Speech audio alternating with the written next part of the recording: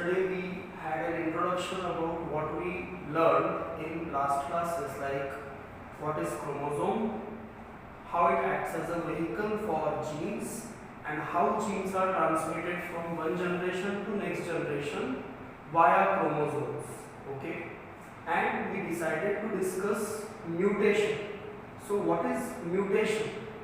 As we all know that gene is that sequence of a DNA which act as a factor, or say a particular segment of DNA that is responsible for coding certain characteristic. Okay, and any change that can occur in a genetic material of an organism will lead to change in the characteristic of that organism. But technically, if we define mutation, it can be defined like any sudden and permanent change that occur in genotype or say genetic material of an organism is mutation. As a term, it was given by, as we can see, Hugo de Vries, a scientist who was also involved in rediscovering the Mendelian laws, if you remember, is also responsible for providing us with this term called mutation. We know another thing, that in prokaryotes and in eukaryotes, the genetic material by nature is DNA, but the form in which it is present in prokaryotes is nucleoid, which is devoid of any external membrane, while in eukaryotes it is present in the form of chromatin or chromosome, which is well protected by a nuclear membrane. But the nature in both these types of organism, as far as genetic material is concerned, is DNA, that is deoxyribose nucleic acid. And therefore, in broader sense, if you see, the mutation are of three types. First of them is genomatic mutation. So what is genomatic mutation? You can see the definition. We can explain it further, that any change in a normal number of chromosomes is called as genomatic mutation. The stress should be given on the term number. So we all know that every organism possesses a certain specific number of chromosomes in its cells. Like if you take an example of humans, we have in total 46 chromosomes in the form of 23 pairs in all our diploid or say somatic cells.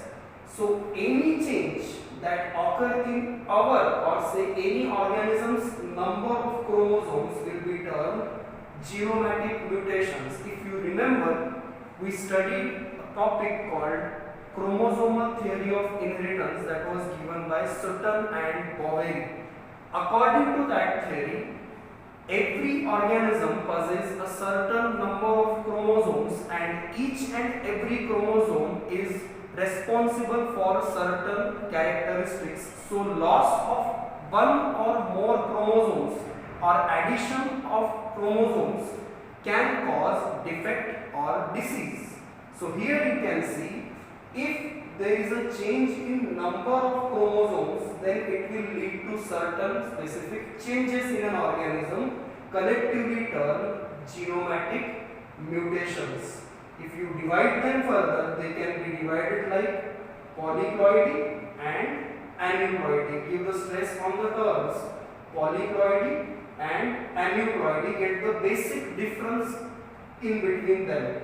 As you can see, polyploidy is the condition when there is an addition of one or more genomes to the existing genomes.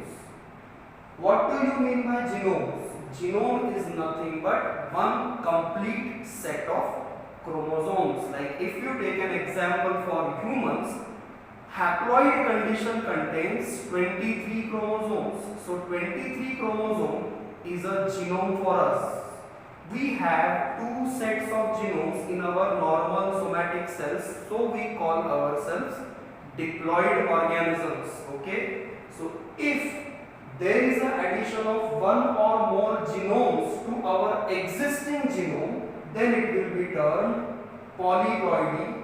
Like here as an example you can see, if a diploid organism becomes triploid or tetraploid, then it will be termed polyploidy. We will further see how it exactly occurs, but just get the definition correctly. When there is addition of one or more genomes to the existing genome, it is called polyploidy. On the other hand, the similar type of mutation, that is genomatic mutation, is aneuploidy, and see how it is different from polyploidy. As you can see, aneuploidy is something where there is addition of or removal of one or more chromosomes. Give the stress on this thing, not whole genome, only one or more chromosomes from certain positions. Then it is called aneuploidy. Like humans have in total 23 positions in their whole genome. Like chromosome number 23 is what you call sex chromosomal pair X and Y, right? So if you see, then at every position in a normal cells of a humans, there are two chromosomes. One is coming from father and other is coming from mother. You call them homologous pairs.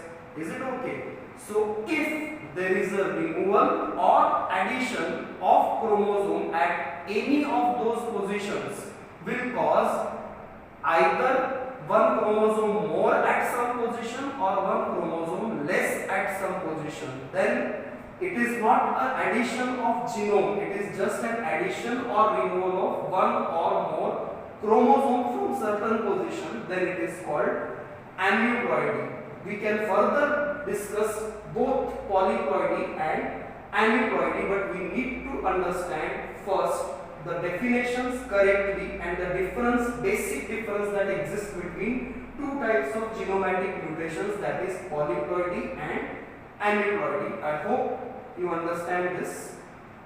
Just read this once.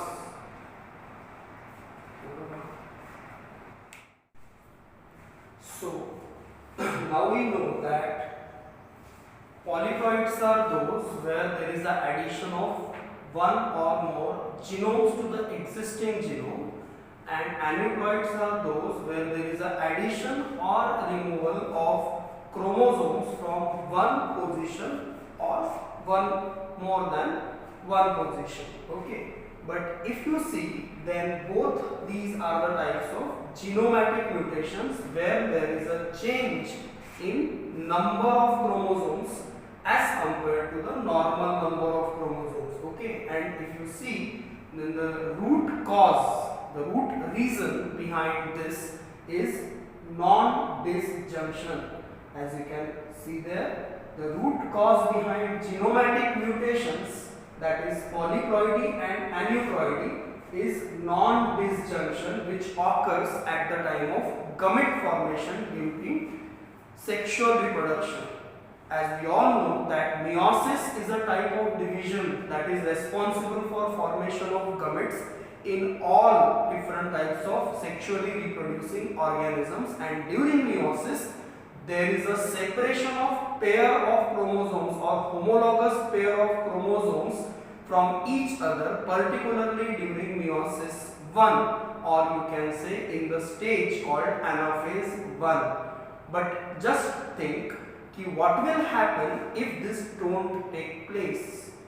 Something like this will happen. As you can see in the figure, normally during anaphase the pair or homologous pair separates from each other, and if it occurs properly, then it is called disjunction, and it occurs at all different positions. Like for humans, it occurs at all 23 positions. Okay, but if it do not occur, then something like this will be seen. Here you can see that due to non-disjunction, the pair is unable to separate, or you can say that both the chromosomes in an homologous pair are moving towards one direction.